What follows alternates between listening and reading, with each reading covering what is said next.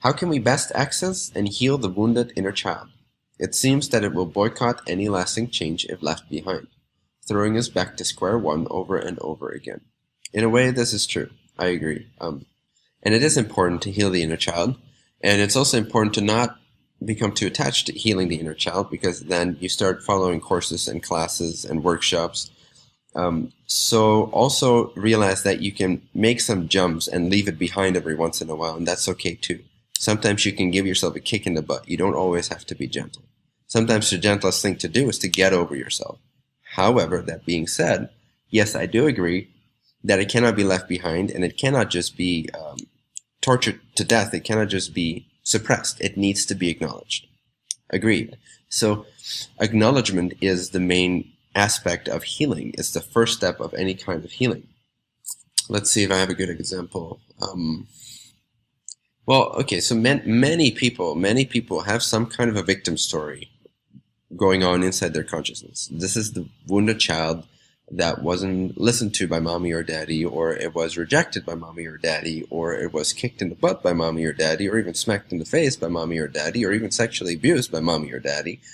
And when these experiences happen, especially at an early age, we don't have the mechanisms to cope with it. So in a sense, we're storing this trauma for later on to be dealt with. This is natural as far as these things are natural. This is natural. This is the way it is. So we don't, at those levels of our brain development, we don't have the tools, we don't have the consciousness to, in a way, handle those traumatic experiences and channel them and integrate them and heal them and acknowledge them appropriately.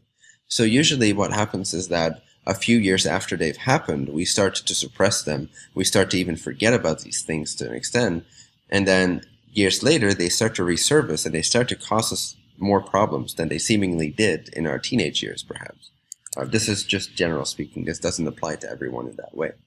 But this is just one example of how this trauma can develop itself. So first, it's really intense. We don't have any way to cope with it. Then over a course of several years, we start to just sort of almost forget about it. And sometimes people literally forget about their sexual abuse or otherwise. And they literally, at the age of 35, they remember, oh my God, I've been abused by this person or that person when I was at this age. And they actually did not remember for 20 years. This is because we can't cope with it, and it doesn't serve us for it to be present to us until we reach a vibrational level of consciousness where we gain the tools to integrate and learn from these experiences. And then these things at the right timing will start to resurface to us. Or even if we did remember them, but vaguely, they start to become more in our face again. We start to feel limited by them in our endeavors. We start to feel hurt by them again. So at these times, the wounded inner child, and also the wounded inner child can be as simple as, Daddy didn't listen to my plan to save the world. Okay, it doesn't always have to be sexual abuse. We all have different ways of being sensitive and different lessons. So if our parents are simply just harsh with us or don't really see us for who we are, that can also be very painful for the inner child. Don't judge the inner child based on like, well, other people are sexually abused and I haven't been, so I should get over myself. Yes, you should. But the way to do that is acknowledgement. It's self-love, right? It's always self-love. It starts with self-love and it ends with self-love. And in the end, self-love is love for all that is, because the self is all that there is. So self-love can take you all the way from start to completion, to infinity.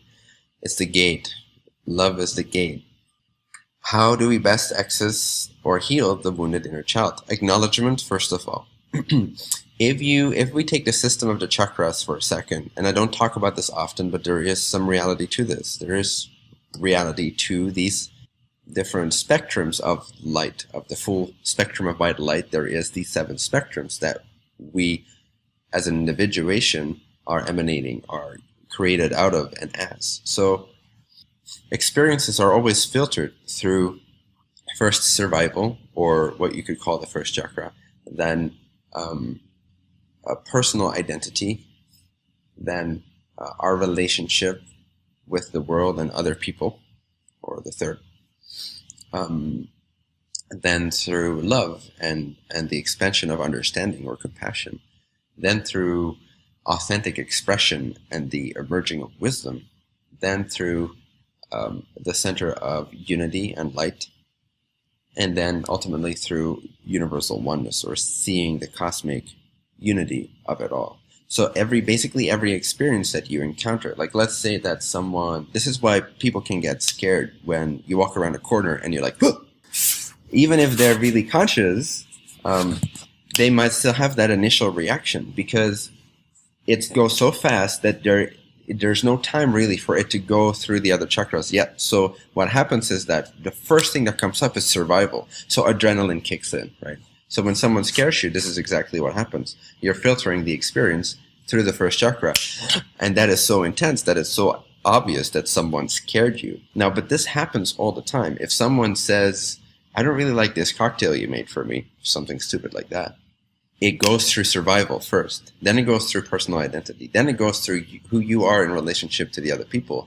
And then if all that is acknowledged and accepted, and you feel love for self throughout all these stages of the experience being filtered, then it has a chance to enter into the heart stage, which is the green ray, or that of unconditional love. And now this is where the transformation and the healing of separative experiences happens. This is where you start to hook back into your greater self.